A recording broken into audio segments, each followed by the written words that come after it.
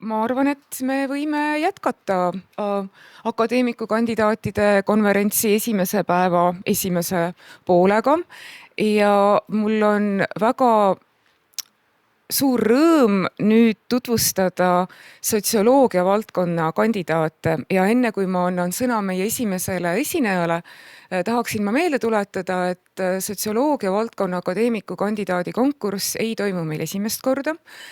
Me kõigepealt akadeemia kuulutas selle välja 2022. aastal ja väga tihedas konkurentsis osutus tookord valituks akadeemik, armas akadeemiline emand, professor Ellu Saar, kes meie kõigi kurvastuseks eelmisel aastal meie hulgast lahkus, kes oleks saanud sellel sügisel 70-aastaseks. Ellu Saar oli tõeline Eesti sotsioloogia emapuu, nagu on teda väga meeleolukas ja väga sellises südamlikus järelhüüdes ka kutsutud ja nimetatud. Ja ma usun, et Ellu seal kusagil pilvepiiril istudes tunneb kindlasti väga suurt rõõmu sellest, et ka sellel aastal on meil sotsioloogia akadeemiku kandidaadi kohale kandideerimas 3 vägevat ja tublit Eesti naisteadlast. Ja neist kõige esimene, Veronika Kalmus, kes on Tartu Ülikooli Ühiskonnateaduste Instituudi sotsioloogia professor, alustabki ettekannetega ning Veronika räägib meile sootsiumist, sotsialiseerumisest ja sotsioloogilisest elevandist. Palun, Veronika. Aitäh! Austatud Teaduste Akadeemia president, akadeemikud, head kolleegid ja kuulajad. Võttes arvesse tänase konverentsi toimumispaika, olen valinud oma ettekandele tavapärasest kujundlikuma pealkirja. Esitluses keskendun aga peamiselt oma uurimistulemustele ja fookustele. Ehkki mu hariduslik taust ja tööpõld on multidistsiplinaarsed, saan end pidada läbi ja lõhki sotsioloogiks. Mul on olnud ka võimalik nii sotsioloogiat tudeerides kui hilisemas töös saada osa Eesti esimese sotsioloogia labori vaimsest pärandist. Selle Vabaduse laboriks tituleeritud uurimisasutuse koolkondlik vaimsus elas pärast labori sulgemist edasi mitmes Eesti uurimisasutuses. Ka Tartu Ülikooli ajakirjanduse osakonnas akadeemik Juhan Peegli kaitsva tiiva all, kus keskenduti meediasotsioloogilistele uuringutele. Neis kehtinud põhimõtteid olen ka mina oma uurimistöös järginud ja rahvusvahelisel tasandil edasi arendanud. Ma alustasin meedia- ja kommunikatsiooniteadurina, liikusin edasi meediauuringute dotsendiks, seejärel professoriks. Kui mind kutsuti kandideerima sotsioloogia professoriks, ütles mu kunagine juhendaja ja hilisem kaastöötaja Marju Lauristin: jaksu sulle selle elevandi soost välja sikutamisel. Ta mõtles sellega ühelt poolt, et Tartu sotsioloogia oli tol hetkel täbaras seisus. Professuur oli olnud aastaid täitmata, õppetool oli väike, suuri projekte ei olnud, doktoritöid kaitsti vähe. Teiselt poolt pidas ta silmas seda, et sotsioloogia uurimisväli, nii-öelda sotsiaalne universum, on tohutu suur ja ühel professoril on raske seda katta. Väljakutset vastu võttes valisin ma sel sotsioloogilisel uurimisväljal pidepunktid, millele keskenduda. Nendeks said 2 protsessi. Makrotasandi ühiskondlikult kultuurilised ja tehnoloogilised muutused, näiteks meediastumine, ning indiviidi tasandil toimuv sotsialiseerumine ehk isiksuseks kujunemine. Ma olen uurinud nende protsessidega seotud institutsioone, ideoloogiaid, diskursusi, mentaalseid struktuure, näiteks mõtteviise, sotsiaalseid struktuure ning indiviidide harjumusi ja praktikaid. Huvitavad uurimisprobleemid puudutavad aga nende nähtuste ja protsesside vahelisi seoseid. Selle lühikese ettekande jaoks olen valinud välja 3 fookusteemat, milles mul on õnnestunud anda teaduskirjandusse olulisem panus. Esimene teema puudutab eri põlvkondade ja rahvusrühmade mentaalseid struktuure, mis omakorda on seotud nii makrotasandi muutuste kui isiksuseks kujunemisega. Seda teemat olen uurinud koos Triin Vihalemmaga. Me töötasime välja uudse lähenemise, pannes 2-astmelises faktoranalüüsis kokku inimeste väärtushinnangud ja identiteeditunnused ning saime tulemuseks mentaalsed konstruktuurid ehk orientatsioonid. Slaidil on üks joonis paljudest, mis näitab, et eestlaste ja venekeelsete vastajate mõttemustrid on kõigis põlvkondades väga erinevad ning et teatud sarnasusi võib näha üksnes noorimas põlvkonnas. Rahvusrühmade mõttemustrite sedavõrd tugev eristumine võiks meil aidata mõista, miks Eestis on keeruline teatud reforme ja poliitikaid ellu viia. Teine fookusteema puudutab põlvkondi ja põlvkondlikkust ning nende seoseid mentaalsete struktuuride, harjumuste ja praktikate ning nii makrotasandi muutuste kui sotsialiseerumisega. Selle teema raames olen ma tegelenud põlvkondliku enesetunnetuse mõõtmisega ehk operatsionaliseerinud originaalsel viisil sotsioloogiaklassik Karl Mannheimi põlvkondade teooriat. Ja see joonis näitab, et eri põlvkondade esindajad määratlevad oma põlvkonda väga erinevalt. Vanemate inimeste jaoks on olulised jagatud kultuurinähtused, maailmavaade ja väärtushinnangud, noorte jaoks aga sarnased meediatarbimise harjumused ja samal ajal toimunud elusündmused. Olen uurinud ja teoreetiliselt mõtestanud ka põlvkondade positsiooni ja hakkamasaamist muutuvas ühiskonnas ja põlvkondade rolli sotsiaalsetes transformatsioonides. Olen andnud panuse ka meediapõlvkondade uurimisse, näidates, et niinimetatud digitaalne põlvkond võib ulatuda hoopis kaugemale, kui tavaliselt arvatakse, ning et põlvkondade kujunemine muutuvas meediakeskkonnas on sujuv ja elukestev protsess. Ja äsja valminud artiklis toon koos rahvusvahelise autorkonnaga käibele platvormistunud põlvkondade mõiste, võttes arvesse põlvkondade enesetunnetust ja toimevõimekust platvormistuvas ühiskonnas ja näidates, et meil on põhjust nimetada praegusi vanavanemaid osaliselt platvormistunud põlvkonnaks, keskealisi siirdepõlvkonnaks ja lapsi platvormistunud tulevikupõlvkonnaks. Ja kolmas fookusteema keskendub meediakasutuse sotsiaalsele vahendamisele ehk toetamisele ja piiramisele, näiteks lapsevanemate poolt. Ja selle uurimisteema puhul mängivad rolli kõik protsessid, struktuurid ja nähtused ja nende vahelised seosed. Kui tavaliselt uuritakse meediakasutuse sotsiaalset vahendamist asjana iseeneses, siis mina olen seda vaadelnud olulise osana tänapäeva sotsialiseerimispraktikatest, mis on seotud ka ühiskonna kultuuriliste väärtuste ja institutsionaalse korraldusega. Olen näidanud, et vanemliku vahendamise viisid on ka tundlikud indikaatorid, mis võimaldavad jälgida ajalisi muutusi eri kultuurides. Ja see joonis näitab, et 8 aastaga on kõigi vaatluse all olnud 12 Euroopa riigi lapsevanemad hakanud internetikasutust aktiivsemalt toetama ning et enamikus riikides on vähenenud laste internetikasutuse piiramine. Praktilisest vaatenurgast saan uurimistulemusi üldistades öelda, et toetaval vanemlikul vahendamisel on pigem positiivne mõju. Piirangud vähendavad küll veebis kogetavaid riske, aga ka noorte võimalusi, näiteks digioskuste arengut.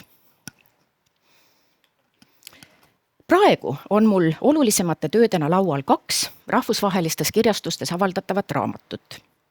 Neist esimeses käsitlen koos Jöran Bulini ja Rita Figueirasega jälgimisühiskonna ja andmestumisega seotud mõtteviiside kujunemist, seda 3 eri ajaloolise režiimiga riigis, Eestis, Portugalis ja Rootsis, ning ka uusi mõisteid ja paradokse, mida oleme tutvustanud paari viimase aasta jooksul ühiselt avaldatud artiklites. Teises raamatus on minu ambitsioon luua värske raamistik, mis võtab sotsialiseerumise mõtestamisel arvesse tänapäeva ühiskondade arenguid, uusi võtmeteemasid, mõjureid ja globaalseid protsesse, näiteks tehisaru levikut. Lisaks tööd ja tegemised 3 minu juhitava projekti raames, sealhulgas ühe kõrgetasemelise ajakirja erinumbri toimetamine, EU Kids online'i 3. uuringulaine aruanne koos poliitikasoovitustega ning äsja alanud projekt Promis, mis keskendub noorte sotsiaalmeedia kasutuse seostele, nende vaimse heaoluga ja vastavale poliitika kujundamisele. Minu panus ühiskonda seisneb muuhulgas digi- ja meediapädevuse arendamises. Oleme koos minu juhitava meediastumise uurimisrühmaga loonud eestikeelse veebivaramu, sealhulgas digioskuste õppevara ja noorte vaimset heaolu toetavad materjalid ning panustanud rahvusvahelise teadmusbaasi Core loomisse. Ma olen pidanud oluliseks ka eesti teaduskeele arendamist ja ühiskonnale tagasiside andmist ning kirjutanud, toimetanud 2 mahukat eestikeelset raamatut peatükke mitmetesse Eesti inimarengu aruannetesse ja noorteseire aastaraamatutesse, lisaks rohkelt populaarteaduslikke väljundeid. Sotsioloogiat olen ma edendanud nii Eesti kui rahvusvahelistes erialaorganisatsioonides, sealhulgas Eesti Sotsioloogide Liidu juhatuse pikaaegse liikmena, arendades niinimetatud uuringutarkust ja eetikaalast teadlikkust. Ka minu juhendatud 16 doktorit ja üks järeldoktor on andmas oma panust, olgu õppejõudude või teaduritena eri kõrgkoolides üle Eesti ja välismaal, juhtide või tippspetsialistidena teadusarendus- või riigiasutustes või eraettevõtetes. Kuidas aga on läinud Tartu sotsioloogilisel elevandil? Ajal, mil olen sotsioloogia doktoriõpet erialajuhina vedanud, on meil kaitstud doktoritööde arv 3-kordistunud. Ja väikese õppetooli asemel on meil nüüd mitu tugevat uurimisrühma ja 3 sotsioloogia professorit, lisaks mitu professorit, kes tegelevad sotsioloogiliste teemadega. Ja koos katame me küllaltki suure osa sotsiaalse universumi uurimisväljast. Lõpetuseks minu võimalik panus Teaduste Akadeemiasse. Mu huvid ja pädevused lubaks mul panustada 1 või paari komisjoni töösse. Ma võiksin ka jätkuvalt osaleda teaduspoliitika kujundamises ja aidata väärtustada teaduspõhist maailmavaadet. Mu südameasjaks oleks teadlaste järelkasv, sealhulgas doktorantide hea käekäik ja koostöö üldhariduskoolidega. Aitäh kuulamast! Nii, suur tänu, et on aeg küsimusteks ja ma taaskord kasutan võimalust küsida esimene küsimus. Sa mainisid oma käigus olevaid projekte ja mu esimene küsimus oleks selle esimese raamatu kohta, mida te kavatsete kolleegidega kirjutada. Et ma lugesin väga suure põnevusega artiklit, mis ilmus sellel aastal koos kolleegidega, mille pealkiri ja mis põhimõtteliselt käsitleski teemat survival surveillance paradox või teistpidi. Et ma mõtlesin, et kui sa äkki võtaksid väga lühidalt kokku, milles see paradoks seisis, sest minu jaoks oli see väga huvitav töö ja mulle tundus, et sellest võib-olla ka teised kuulajad tahaksid täpsemalt teada. Aitäh, see on tõesti huvitav paradoks. Nimelt me tegime nii küsitlusi kui ka intervjuusid 3 riigi 2 põlvkonna esindajatega ja muuhulgas tuli välja see, et vaatamata sellele, et Eesti ja ka Portugali vanema põlvkonna esindajad olid kogenud autoritaarseid jälgimisrežiime, nad sellegipoolest olid küllaltki sallivad tänapäeval toimuva jälgimise ühiskonna suhtes ja seda me siis nimetamegi selle jälgimise üleelamise paradoksiks, et me tegelikult ootasime oma hüpoteesis vastupidist, et nad on just nimelt kartlikumad, aga tegelikult see nii ei ole ja ilmselt põhjendus seisneb selles, et nad on üle elanud sedavõrd hirmsa, isegi eluohtliku autoritaarse jälgimisrežiimi, et praegune demokraatlik jälgimisrežiim tundub selle kõrval naljaasi, mida justkui ei peakski nii väga kartma. Väga, väga põnev. Nii, aga veel küsimusi. Jaa, seal on vist mikrofon tuleb. Minu küsimus on seotud haridusvaldkonnaga, et siin toimus eelmine nädal hariduskonverents ja millel mul õnnestus ka osaleda. Pärast ma internetist vaatasin sellise ühingu nagu Rahvusvaheline inseneripedagoogika ühing. Ja siis mul hakkas silma selle konverentsi valguses, et nemad on kirjeldamas, veel ei ole kirja pandud ja selle aasta lõpuks panevad kirja punased jooned, mis on seotud tehisaru rakendamisega hariduses, fookusega kõrgharidusena. Nii et minu küsimus on, et millised need punased jooned võiksid siis olla, suudate defineerida praegu hetkel? Tegelikult meil on ju ka kas või näiteks Tartu Ülikoolis olemas tehisaru kasutamise juhised nii õppimises kui õpetamises, mis mõnes mõttes on need punased jooned juba paika pannud, et milleks ei tohi või ei ole absoluutselt eetiline tehisaru kasutada. Ja samas on välja toodud ka need kohad, milleks võiks kasutada. Aga ilmselgelt ei tohiks tehisaru kasutada enese eest loometöö tegemiseks. Et see on ilmselgelt see punane joon. Kus täpselt see läheb? Kus läheb see piir abistamise, toimetamise, ideede andmise ja nüüd ikkagi selle päris loomingu vahel? See on natukene ka tõlgendamise küsimus, aga siiski ta on hoomatav. Minu enda jaoks küll. Nii, jaa.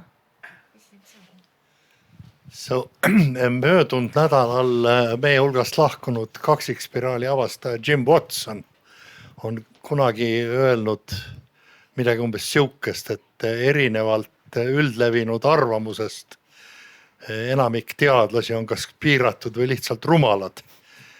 Ja kui tal õigus on, siis võib-olla see tehisaru kasutamine ainult edendab teadust. See võiks olla päris kasulik.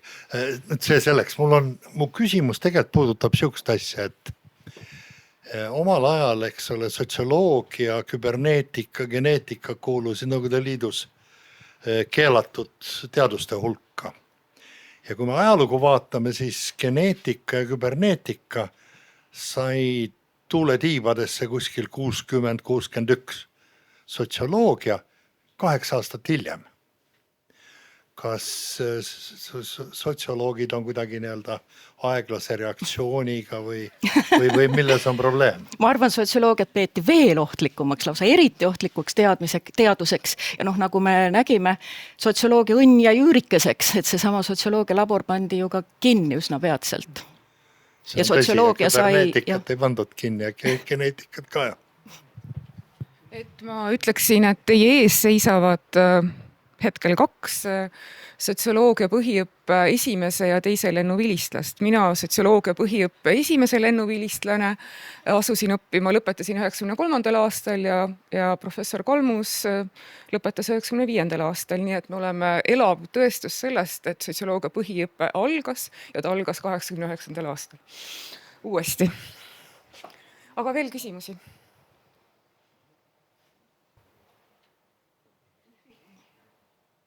Kui ei ole tõesti rohkem küsimusi, siis täname. Suur tänu! Ja...